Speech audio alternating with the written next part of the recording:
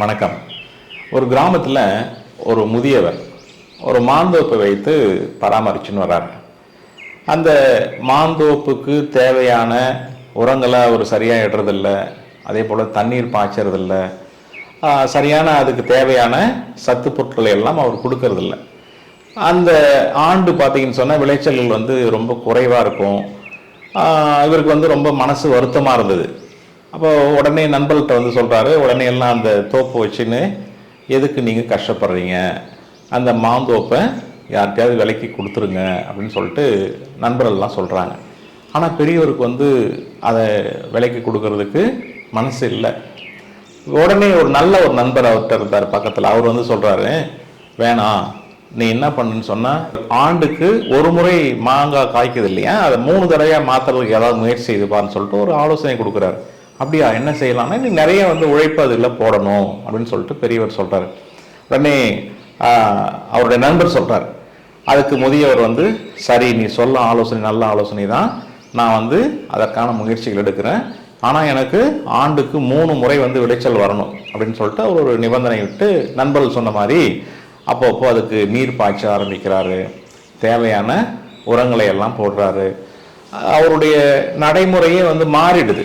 வழக்கத்துக்கு மாறாக அந்த பராமரிப்பினுடைய அது ரொம்ப அதிகமாக ஈடுபாடாக அதில் செய்ய ஆரம்பிக்கிறார் அந்த முதியவர் மாந்தோப்பில்.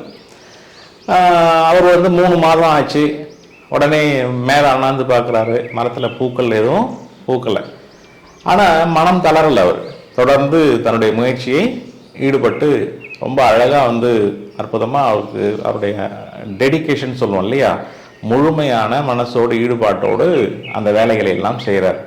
தண்ணி பாய்ச்சறது, உரம் போடுறது, தேவையான சத்தான பொருட்களை எல்லாம் அதுக்கு என்னென்ன செய்யணுமோ செய்கிறார்.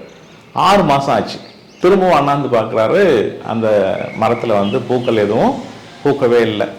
ஆனாலும் மனம் தளரலை. திரும்பவும் என்ன பண்ணுறாரு, தன்னுடைய முயற்சியை தொடர்ந்து ஈடுபட்டே வர்றார். என்னென்ன அந்த நண்பர் சொன்னாரோ தேவையான அனைத்தையும் அந்த மாந்தோப்பில் செய்துனே வர்றார். கரெக்டாக ஒரு 10வது மாதம் வந்த உடனே அண்ணாந்து பார்க்குறாரு, பூக்கள் நல்லா பூத்து குலுங்குது, ரொம்ப சந்தோஷம். அதே போல் லேசாக ஒரு 20 நாளில் பிஞ்சு விட ஆரம்பிச்சது. ரொம்ப இவருக்கு இன்னும் மகிழ்ச்சி ஆகிடுது. அப்படியே ஒரு மாதம் பொறுத்து பார்க்குறாரு, மாந்தோப்பில் மாங்காய் நல்லா காய்ச்சி நிறைய மாங்காய்கள் தொங்கி கொண்டிருக்குது.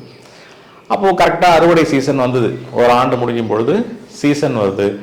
அந்த அறுவடையில் பார்த்தீங்கன்னா வழக்கமாக 1 டன் மாங்காய் ஆண்டுதோறும் அவர் வியாபாரத்துக்கு அனுப்புவார். ஆனால் அந்த ஆண்டு பார்த்தீங்கன்னு சொன்னால் 3 டன் மாங்காய் அவருக்கு விளைச்சல் இருந்தது. ரொம்ப சந்தோஷம். அப்போ தான் நண்பர்கிட்ட இவர் சொல்கிறார், ஆனால் நீ சொன்ன மாதிரி ஆண்டுக்கு 3 முறையெல்லாம் விளைச்சல் எனக்கு கிடைக்கலையே அப்படின்னு சொல்லும் பொழுது அந்த நண்பர் சொன்னாராம், ஆனால் அதற்கு பதிலாக உனக்கு விளைச்சல் 3 மடங்கு ஆகியிருக்கிறது.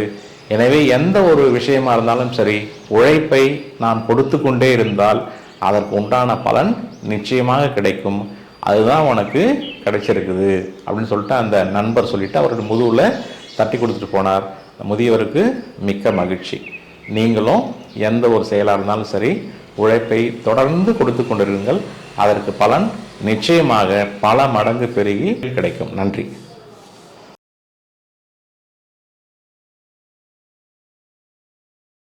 இந்த வீடியோ பிடிச்சிருந்தா லைக் பண்ணுங்க, ஷேர் பண்ணுங்க, கமெண்ட் பண்ணுங்க, மறக்காம சப்ஸ்கிரைப் பண்ணுங்க மற்றும் பெல் ஐகானை கிளிக் பண்ணுங்க.